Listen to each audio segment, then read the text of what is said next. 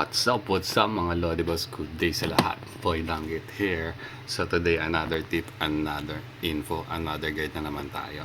Okay, so wala ba kayong ads sa mga video nyo or di nyo alam bakit walang lumalabas? Or syempre yung mga ibang ads na lumalabas is mga install app. Mas kumikita kasi tayo dun sa mga company website apps, no? So pag nakita nyo or nanood kayo sa video nyo na wala kayong nakikitang ads, ito lang yung isang simple tip para dyan. So from here, ito, pupunta lang kayo sa studio and then desktop mode. Kung sa laptop, mas okay yon, naka desktop na yon, matik. Pag sa cellphone naman, iset nyo lang ng desktop mode, desktop site mode yung browser nyo, yung Chrome nyo. Okay, so login nyo yung Creator Studio and then ito makikita nyo si content. Ayan si content. So pag na-click nyo si content, ito lalabas. So dito na tayo nag-e-edit nung monetization ng video natin. Dito na natin siya ino-on. Okay, so ang gagawin lang natin, i-click lang natin tong highlight all, tapos ma-highlight na yung 30 videos sa akin. 30 videos yung na-highlight, automatic na. So next is edit. Dito tayo sa edit saglit. Tanggalin muna natin yung mga yan. Naglag. Balik tayo, balik. Ayan, so edit.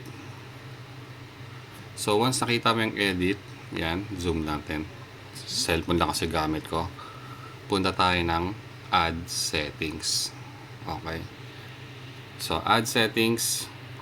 So dito na, ito na yan. So pag naka-click or naka-highlight yung mga videos natin, ayan, makikita nyo sa baba, ang sabi dito, place ads during video mid-roll. Okay, so pag na-highlight na natin yung video, all na-select all na natin, ang gagawin lang na natin is update all videos, replacing any existing ad breaks. Okay, so yung existing na ad breaks na nandun sa video mo ngayon, what's minsan hindi lumalabas or ayaw mo nung ads na yon, ayun, mapapalitan siya pag in-update mo. Or isang option, pag nag-only update videos without ad breaks, ibig sabihin, yan yung mga videos mo na walang lumalabas din na ads. Tapos wala ring mid-roll, wala kang nakikita na yung end-roll, wala kang nakikitang display ads. Ayun yun. Only update videos without ad breaks. Or gusto mo lahatan na, bagong ads, bagong company papasok o refresh sa lahat, kumbaga reset, etong update all videos, replacing any existing ad breaks. So papalitan nyo yung mga ad breaks na hindi gumagana sa'yo. So yun ang option mo. Okay, so i-update natin yan and then update videos. So update natin, for example, sample lang naman to, no? And then lumalabas to, you're about to update the selected videos. This update cannot be stopped once it has started. Okay, so I understand, and then update videos. Okay, so updating na siya, and then mamaya lalabas na yan. Ayan, updating, it's safe to navigate, wait for, ayan, sabi niya, ayan na, okay na, na-update na. Tapos isa pang trick, ito, so tanggalin na natin yung highlight. Hanapin niyo yung mga 8 minutes video. So yung minimum 8 minutes video, i-click natin. Okay, so click natin, papakita ko sa inyo 8 minutes video. Dito malalaman natin kung ilang ads yung nasa video natin. So for example, yan, and then naklik na natin si video, hanapin nyo si monetization. So monetization, click natin yan, press the button, and then check nyo yung review placement. So ito, si YouTube mismo ang naglagay ng ads. So check natin yan, click natin. Dito makikita na natin kung ilan ang ads ng ating video. Okay, so zoom out natin. So dito, nag-update tayo ng panibago. Ang binigay ni YouTube sa atin is 2 ads. Okay? So makikita nyo lang tong option na to, idol, pag 8 minutes pataas ang video. Pag 8 minutes below, wala kang makikitang ganito. Okay? So make sure 8 minutes pataas ang video. And then, dito, pwede na tayong mag-add ng ads. Basta 8 minutes pataas, pwede na tayo maglagay. So, scroll lang natin to. Ayan, lagyan natin siya ng ito, ad break. Ad break. O, ayan. So, may ads na siya dyan sa simula. And then, after siguro, kaya muna natin manood si subscriber natin o yung mga new visitors natin bago kayo maglagay ng ads. So, dito, lagay ulit tayo in 3 minutes, 33 seconds, additional ad break.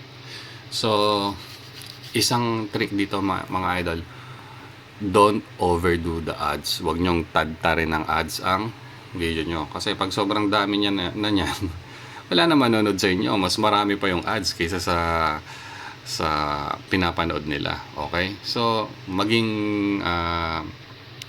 ano rin kayo, tawag na ito, bigyan nyo rin yung audience nyo na at least ma-enjoy yung video nyo.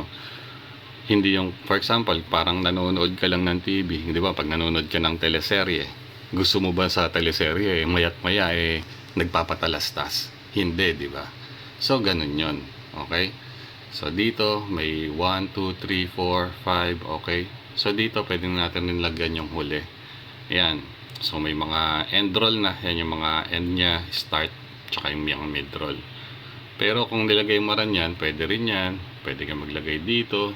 Pwede ka maglagay dyan. Dito. But I don't recommend putting a lot of ads. So, delete na lang natin yan, ha. Delete natin. And then, itong mga to, yung mga sobra.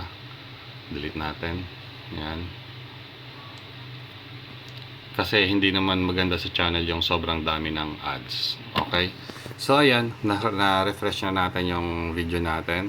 And then, nag-check tayo. Naglagay tayo ng panibagong ads at panibagong ad breaks. So, isa lang yan sa mga best way para ma-refresh yung ads natin. At magkaroon tayo ng extra earning dun sa mga ad breaks. Okay? Pero don't overdo mga idol, ha. So, sakto-sakto lang, bahagya lang. Huwag kasi masyadong gahaman sa ads. Okay? Kasi, pag puro ads, mawalan kayo ng viewers. Diba? So, continue na natin to. Ayan, save na lang natin. Continue, and then save. Okay? Save. So, from 2 ads na nandun kanina, nung update ng YouTube, nilagyan natin ng 6, no? So, na times 3. Okay? So, yun lang. Very easy and simple guide natin. Sana may natutunan ng mga dito kay Boy Danggit and GG sa lahat ng mga nanood sa atin, sa sumusuport sa atin, yung mga nag-iiwan dyan na mga like, subscribe, at yung mga nagko-comment. Kung may mga tanong kayo, comment lang kayo dyan. Anong bansa kayo, sang lugar kayo ngayon, at shoutout natin kayo sa susunod. Okay? So, pag may mga tanong kayo, another video, gawa tayo ulit sa susunod. Okay? So, GG's, goodies a lot, and God bless to all. Ciao!